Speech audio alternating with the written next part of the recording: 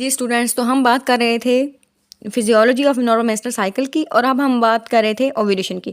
Ovulation basically कब होती है कि जब फोलिकुलर फेज एंड होता है तो ओव्यूलेशन जो है वो स्टार्ट होती है। और फोलिकुलर फेज कब एंड होता है कि 14 डेज़ के बाद, 14 डेज़ का जो है वो पीरियड जो है वो क्या है, फोलिकुलर फेज क्या है, उसके बाद क्या है, ओव्यूलेशन होती है।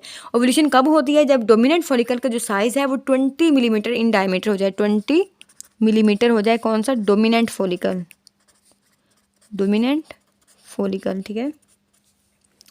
तो इसमें क्या होगा कि जब फॉलिकल मैच्योर होगा तो एफएसएच जो इंड्यूस करेगा एलएच रिसेप्टर्स को ऑन ग्रेनुलोसा सेल्स। एफएसएच क्या करेगा? इंड्यूस करेगा एलएच के रिसेप्टर्स को जो कि प्रेजेंट होते हैं ग्रेनुलोसा सेल, ताकि वो कंपनसेट करे, क्योंकि एफएसएच के लेवल्स तो कम हो गए हैं। और उससे एलएच के रिसेप्टर्स को क्या करेगा? स्टिमुलेट भी करेगा और साथ में उन्हें सिग्नल देगा ओवोल्यूशन के लिए, ठीक है।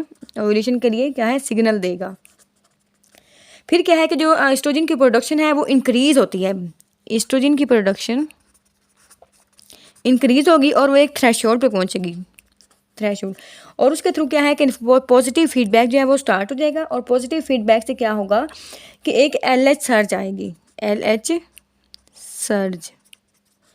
और ये जो प्रोसेस हो रहा होता है ये 24 to 36 आवर्स के अंदर अंदर होता है, ठीक है। 24 से 36 आवर में, ठीक है।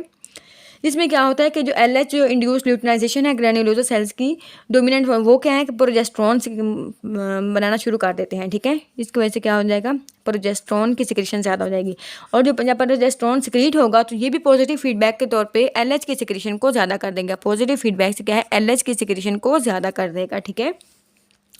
इसके अलावा क्या है कि इस लेवल पे, इस टाइम ओव्यूलेशन के टाइम पर एंड्रोजेंस की सिंथेसिस भी ज़्यादा हो जाती है। एंड्रोजेंस भी ज़्यादा बनना शुरू हो जाते हैं। और एंड्रोजेंस ज़्यादा होने की वजह से क्या है कि वो लिबिडो को स्टिमुलेट करते हैं, लिबिडो को स्टिमुलेट करते हैं, ठीक है।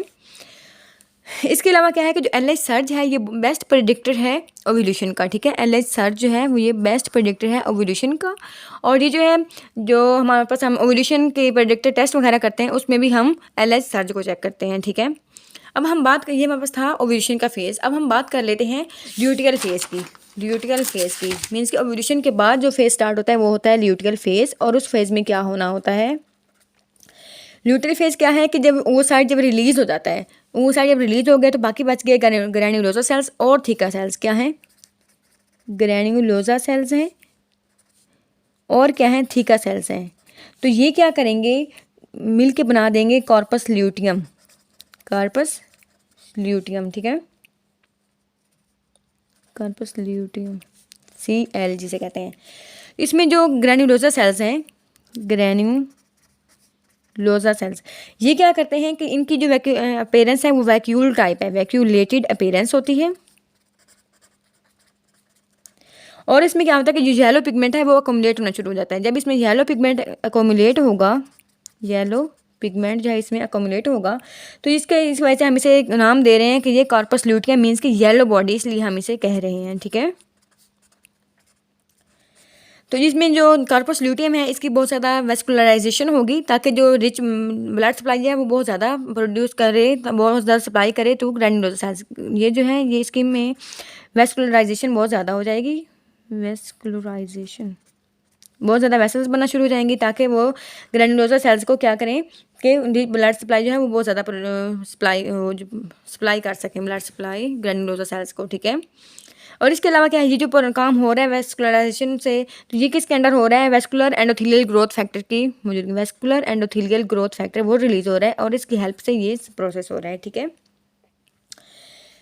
इसके अलावा क्या है कि जो पिट्यूटरी एलएच की सिक्रीशन है और जो ग्रैन्युलोसा सेल की एक्टिविटी है उसकी वजह से प्रोजेस्टेरॉन सिक्रीट हो रहा होता है, लेकिन जो स्टेबलाइज कर रहा होता है उसकी एंडोमेट्रियम को। लेकिन जब एक टाइम आता है कि जब ल्यूटल फेज वगैरह ये इसका एंड होता है तो उसमें प्रोजेस्टेरॉन का लेवल भी कम होना शुरू हो जाते हैं, ठीक है। ल्यूटल फेज 14 डेज़ का होता है। 14 डेज़ के बाद क्या होता है कि जब बीटा एचसीजी हार्मोन जो प्रोड्यूस नहीं होता, बीटा HCG जब ये प्रोड्यूस नहीं होगा तो क्या है कि जो कॉर्पस ल्यूटियम है वो रिग्रेस हो जाएगा, कॉर्पस ल्यूटियम जो है वो रिग्रेस हो जाएगा। और इस प्रोसेस को हम कहते हैं ल्यूटियोलाइसिस। इस प्रोसेस को हम क्या कहते हैं? ल्यूटियोलाइसिस। जो कॉर्पस ल्यूटियम बना था वो रिग्रेस हो जाता है, ठीक है। और इसके अलावा क्या होता है कि जो मैच्योर कॉर्पस ल्यूटियम है वो लेस सेंसिटिव होता है एलएच को की वजह से। जब प्रोजेस्टेरोन जब बहुत कम प्रोड्यूस हो रहा होगा तो फिर एक्चुअली क्या करेगा, ये डिसअपेयर होना शुरू हो जाएगा। और जब प्रोजेस्टेरोन के लेवल बिल्कुल कम हो जाएंगे तो उसकी वजह से क्या है कि विड्रॉल ब्लीडिंग, जब विड्रॉल हो जाएगा प्रोजेस्टेरोन का, मीन्स के प्रोजेस्टेरोन के लेवल बहुत ज़्यादा कम हो जाएंगे तो उसकी वजह से क्या है कि दोबारा से शेडिंग होगी एंडोमेट्रियम की, शेडिंग होगी एंडोमेट्रियम की। एंडोमेट्रियम जो है वो शेड हो जाएगी और मेंस्ट्रुएशन जो है वो स्टार्ट हो जाएगी, ठीक है। इसके बाद हम बात कर लेते हैं एंडोमेट्रियम की। एंडोमेट्रियम में क्या चेंजेस हो रही होती हैं। एंडोमेट्रियम में बेसिकली इसमें भी 3 फेजेस होते हैं। पहले क्या है, प्रोलिफरेटिव फेज होता है। प्रोलिफरेटिव फेज में क्या होता है कि जो सिंगल लेयर है क्लोबिनल सेल्स की वो जो है सूडो स्ट्रेटिफाइड एपिथेलियम में कन्वर्ट हो जाती है। सिंगल लेयर जो होती है कोलमनर सेल्स की वो कन्वर्ट हो जाती है सूडो स्ट्रेटिफाइड एपिथेलियम में, सूडो स्ट्रेटिफाइड एपिथेलियम में, ठीक है।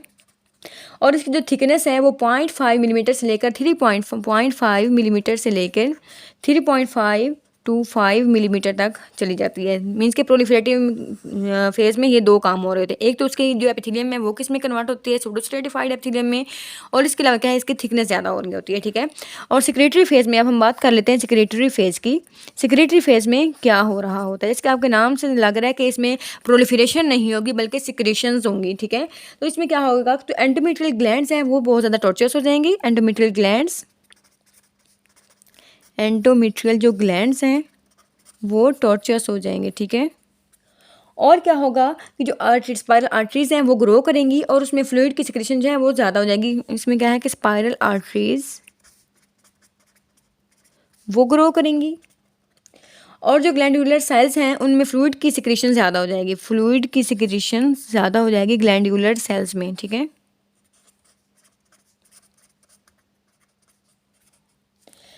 और इसके अलावा क्या होगा, बाद में एंड पे सेक्रेटरी फेज में क्या होता है कि जब प्रोजेस्टेरोन जो है इंड्यूस कर देता है formation of temporary layer, means के डेसिडुआ बनता है। एंड पे प्रोजेस्टेरोन से एक डेसिडुआ बनता है, ठीक है। तो ये काम हो रहे होते हैं सेक्रेटरी फेज में। अब हम बात कर लेते हैं मेंस्ट्रुअल फेज में क्या होता है, मेंस्ट्रुएशन या फिर जिसे हम मेंस्ट्रुअल फेज भी कहते हैं। इसमें क्या होता है कि जब मेंस्ट्रुअल का डे 1 होता है, मेंस्ट्रुअल साइकिल का जब मेंस्ट्रुएशन का डे 1 होता है तो उसमें क्या होता है कि जो शेडिंग है, जो डेड एंडोमेट्रियम है उसकी शेडिंग हो जाती है, शेडिंग ऑफ डेड एंडोमेट्रियम, ठीक है। और इसमें क्या होता है कि जो हमारे पास एंडोमेट्रियम जो रीजनरेट हुई थी वो क्या है, और ये प्रोसेस खत्म कब होगा, स्टार्ट कब हो रहा है, डे 1 पे स्टार्ट हो रहा है और उसमें क्या शेडिंग हो रही थी डेड एंडोमेट्रियम की। और ये जब प्रोसेस स्टॉप कब होगा, जब एंडोमेट्रियम जो है वो रीजनरेट कर जाएगी। एंडोमेट्रियम जब रीजनरेट कर जाएगी तो ये प्रोसेस जो है वो सीज हो जाएगा, लाइक मीन्स के स्टॉप हो जाएगा, ठीक है। और इसमें क्या होता है कि इसमें एंडोमेट्रियम बेसिकली 3 लेयर्स बन चुकी होती हैं मेंस्ट्रुएशन से पहले। इसमें क्या होता है कि जो लोवेस्ट लेयर है ना वो बेसिलस होती है, बेसिलस जो है वो लोवेस्ट लेयर है और इसके दरमियान वाली कौन सी है, स्ट्रेटम स्पोंजियोसम है, स्ट्रेटम स्पोंजियोसम, ठीक है, जो कि मिडल लेयर है, जिसमें क्या है स्ट्रोमा होता है और एग्जॉस्टिक ग्लैंड्स वगैरह होते हैं, ठीक है। और जो सुपरफिशियल पोर्शन मीन्स के अपर लेयर है वो क्या है, स्ट्रेटम कंपैक्टम।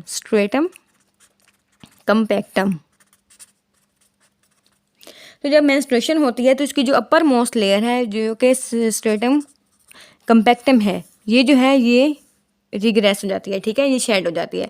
लेकिन जो बेसिलस है ये शेड नहीं होती, ये इंटैक्ट रहती है मेंस्ट्रुएशन में, ठीक है। तो ये थे हमारे पास सारे पॉइंट्स मीन के एंडोमेट्रियम में क्या हो रहा होता है, नॉर्मल फिजियोलॉजिकल जो मेंस्ट्रुअल साइकिल है वो क्या है, तो उसमें हमने सारी डिटेल्स पढ़ ली हैं। तो अगर आपको वीडियो अच्छी लगी हो तो आप चैनल को सब्सक्राइब करें, वीडियो को लाइक करें और इस चैनल के साथ कंटिन्यू रखें ताकि आपको नई आने वाली जो वीडियो है आप तक पहुंचती रहे, ठीक है। Thank you.